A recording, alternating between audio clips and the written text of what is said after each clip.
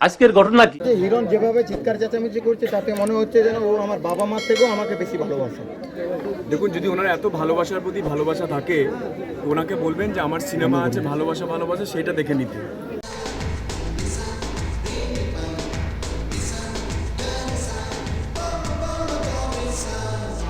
ওই ভালোবাসা ভালোবাসার ডায়লগ না সিনেমায় দেওয়া যায়।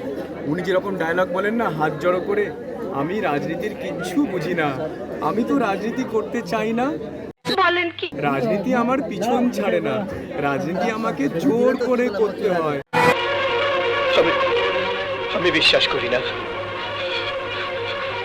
আমি বিশ্বাস করি না।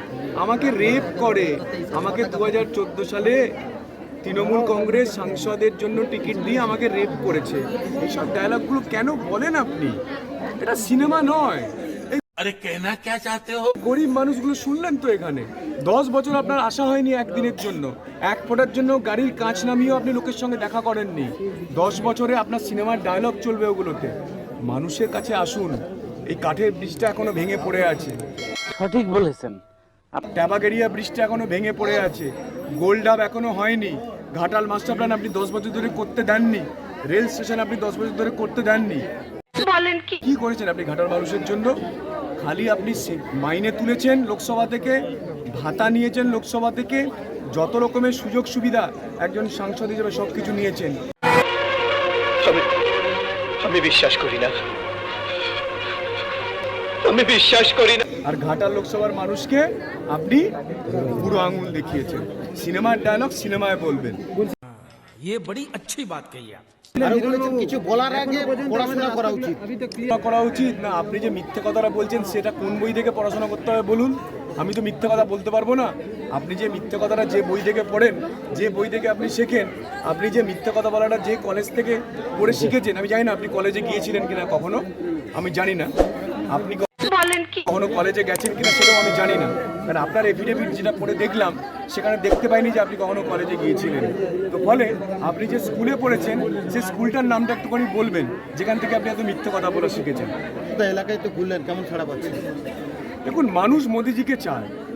মানুষ দেখে নিয়েছে গত 10 বছরে এখানকার তোলাবাজ, 30% কাটমানি, গরু চোরের কাছ থেকে টাকা নেওয়া সাংসদ, চাকরি বিক্রি করার টাকা নিয়ে ফ্ল্যাট বানায়, বাংলো বানায়, গাড়ি কেনে, সেই সাংসদের বিরুদ্ধে গোটা ঘাটাল লোকসভার মানুষ তারা চাইছে মোদিজিকে একবার ভোটে জয়যুক্ত করে ঘাটালের উন্নয়ন হোক।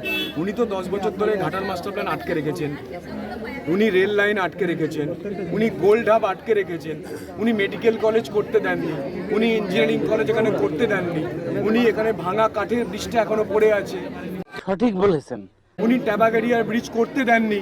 ওনার একটাই উদ্দেশ্য, যে কন্ট্রাক্টর আসে বলে দাদা 30% দেবো, তখন সেটাতে হ্যাঁ বলে, যেখানে 30% পাবে না সে কাজগুলোকে না করে দেয়। আমি বলছি না, আপনার গুরুদেব শঙ্কর দলুই বলছে, আপনার পিএস রামপদ মান্না বলছে যে আপনার নির্দেশে উনি চাকরি বিক্রি করেন, আপনার নির্দেশে উনি চাকরি বিক্রি করে লোকের কাছ থেকে টাকা তোলেন। আমার কথা নয়, আপনার পিএস রামপদ মান্নার কথা, আপনার পলিটিক্যাল গুরু শঙ্কর দলুইয়ের কথা। শাস্তি হবে। অতি বড় হয়েও না, ঝড়ে পড়ে যাবে, অতি ছোট হয়েও না, ছাগলে মুড়ে খাবে, সেই অবস্থা হয়।